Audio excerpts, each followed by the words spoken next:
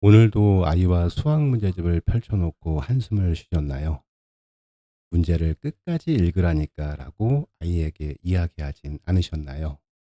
풀이 과정 좀 쓰지 않고 왜 자꾸 답만 달랑 적어 놓는 건지 고민되시나요? 분명 아는 문제 같은데 자꾸만 틀려오고 문제를 풀어도 조금만 문장이 길어지면 손을 놓는 우리 아이. 도대체 뭐가 문제인 걸까요? 단순히 연산 연습이 부족해서일까요? 아니면 아이가 수학머리가 없어서일까요? 초등 수학은 사실 얼마나 빨리 많이 푸느냐는 본질이 아닐 수 있습니다. 특히 저학년 시기의 수학은 눈앞에 정답을 맞추는 것보다 문제를 대하는 올바른 태도와 생각의 근육을 기르는 것이 핵심입니다. 원인은 눈앞의 문제수보다 진짜 수학을 대하는 좋은 습관을 배울 기회가 없기 때문입니다. 오늘 영상에서는 초등 저학년 시기에 반드시 잡고 가야 할 습관 3가지를 현실적인 실천법과 함께 명확하게 짚어보도록 하겠습니다. 많은 엄마들이 불안한 마음에 초등 저학년 때부터 좋다는 문제집을 쌓아두고 하루에 몇 장씩 양으로 채워나가는 경우 있으시죠. 하지만 생각하는 힘이 전혀 자라진 않은 상태에서 문제만 많이 푸는 것은 구멍난 바구니에 끊임없이 물을 붓는 것과 같습니다. 아이들은 문제를 깊이 읽기보다 기계적으로 답만 찾아내려는 나쁜 버릇이 들기 쉽습니다. 시작하기 전에 오늘 우리 아이들이 문제집을 대할 때 자주 목격되는 현실적인 장면을 통해 몇 가지 사례를 먼저 살펴보겠습니다. 초등 2학년이나 3학년 자녀를 둔 가정에서 매일 벌어지는 일 중에 한 가지가 있습니다. 아이가 문장제 문제를 마주할 때 3줄, 4줄이 넘어가면 읽기 힘들어하죠. 그리고 문제를 끝까지 읽지도 않은 채 문장 속에 숨어 있는 숫자 2개를 찾아내서 대충 감으로 더하거나 빼버릴 수 있습니다. 엄마가 옆에서 문제를 잘 읽어봐야지 하고 소리를 높이면 그제서야 마지못해 이번엔 뺄셈을 덧셈으로 슬쩍 바꾸기도 합니다. 이런 답답한 상황이 왜 일어나는 걸까요? 이건 아이가 수학을 싫어해서라기보다는 문제를 읽고 정보를 어떻게 분류해야 하는지 구체적인 방법을 모르기 때문입니다. 계산 속도는 빠른데 응용 문제만 만나면 멈추는 아이들은 대부분 속도와 양에 가려져 진짜 생각하는 힘을 기르지 못했기 때문인데요. 이건 마치 지도를 보여주지 않고 목적지만 빨리 찾아가라고 재촉하는 것과 똑같습니다. 오늘부터라도 문제를 스스로 해석하는 힘을 주는 습관부터 차근차근 만들어 주어야 합니다. 자, 그럼 좋은 습관 3가지를 천천히 하나씩 살펴보겠습니다. 첫 번째로 꼭 만들어야 될 습관은 문장을 소리내어 끊어 읽으며 최종적으로 구해야 하는 것이 무엇인지 찾는 습관입니다. 저학년 문장제 문제는 글자 수는 그렇게 많지는 않습니다. 하지만 아이들에게 이 문장제 문제는 하나의 거대한 장벽처럼 느껴질 수 있습니다. 글자를 읽는 것과 수학적 조건을 이해하는 것은 전혀 다른 영역이기 때문인데요. 이런 장벽을 허물기 위한 구체적인 지침을 몇 가지 소개해 드려 보겠습니다. 실제로 문제를 보면 아이들은 모두 몇 개인지 구하시오, 남은 것이 몇 개인지 구하시오라는 문제에서 앞의 조건에만 매몰되는 경우가 많습니다. 숫자가 보이면 일단 계산부터 하고 싶어 하는 조급함이 발동되고, 최근에 풀었던 유형인데 또 틀리는 이유가 이런 경우에 해당이 됩니다.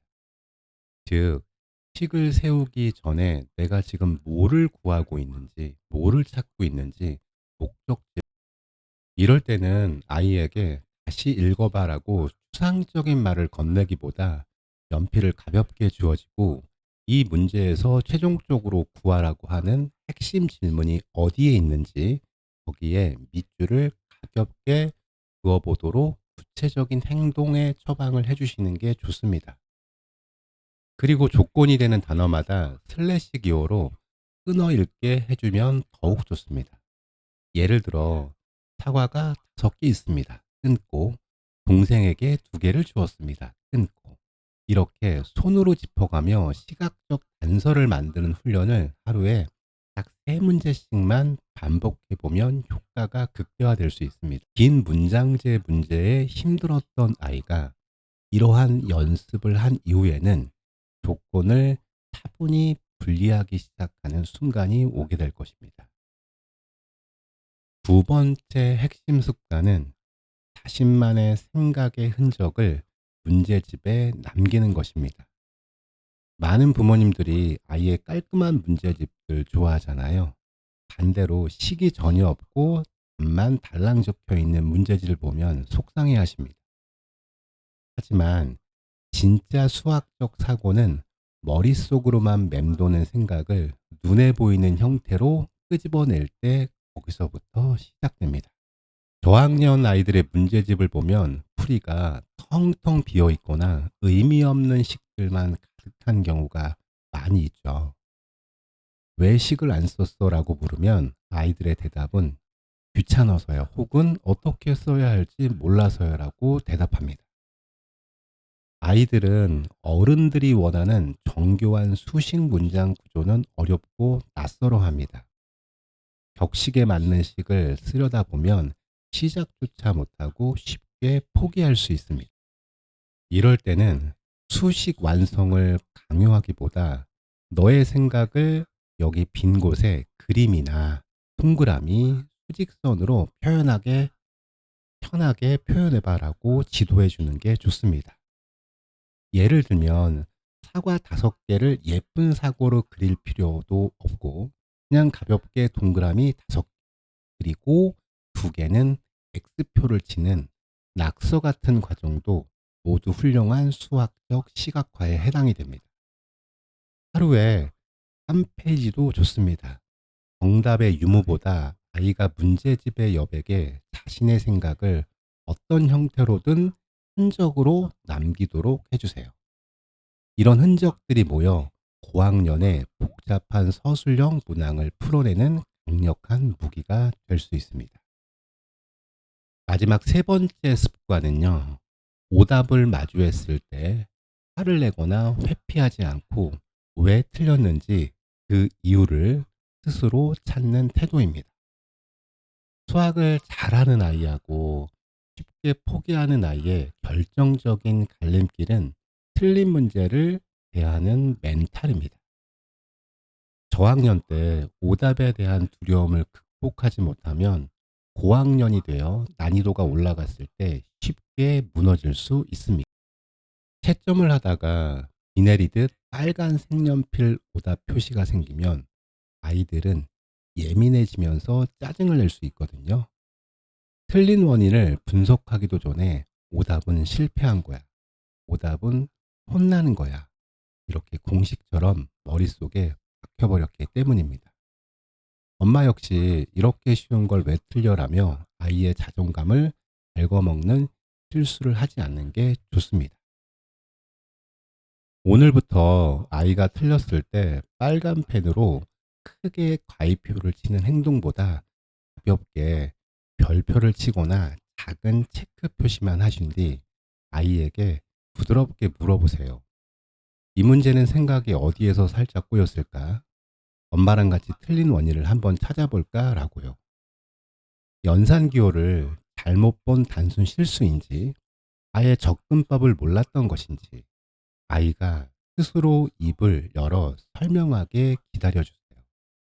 하루에 단 한 문제라도 내 힘으로 오답의 이유를 찾아내어 다시 고쳐 맞을 수 있는 경험은 쉬운 100문제를 푸는 것보다 훨씬 효과가 큽니다. 마지막으로 오늘 내용 세 가지를 짧게 다시 한번 요약해 드릴게요. 첫 번째, 문제를 소리내어 끊어 읽으며 최종 구하려는 것에 밑줄을 치게 해주세요. 두 번째, 정교한식 대신 동그라미나 그림으로 생각을 시각화하는 풀이 훈련을 장려해 주세요.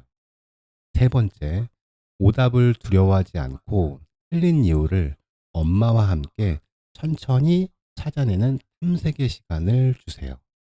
이 세 가지 태도가 장기적으로 아이가 문제를 끝까지 읽는 끈기, 자기 생각을 논리적으로 설명하는 힘, 그리고 어려운 문제 앞에서도 쉽게 포기하지 않는 단단한 태도로 이어질 수 있습니다.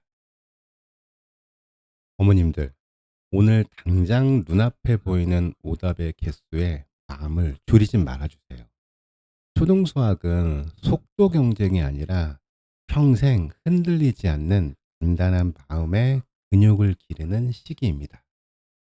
우리 아이의 연필이 멈춰선 그 답답한 순간은 사실 아이의 머릿속에서 거대한 생각의 주머니가 열리는 시기입니다. 오늘 아이와 마주할 때 빨리 풀어라, 식을 빨리 써라 대신에 천천히 소리내어 읽어볼까? 너의 생각을 여기에 그림으로 그려볼래? 이렇게 가볍게 던져주세요. 그 작은 여유 속에서 아이의 진짜 수학 실력은 소리 없이 천천히 자라나게 됩니다. 엄마의 따뜻한 시선과 아이의 올바른 습관이 만나서 기적을 만나는 순간이 될 것입니다. 초등수학 성장연구소는 엄마와 아이들의 성장을 마음으로 응원합니다. 오늘 영상이 도움되셨다면 구독과 좋아요로 함께 해주세요. 감사합니다.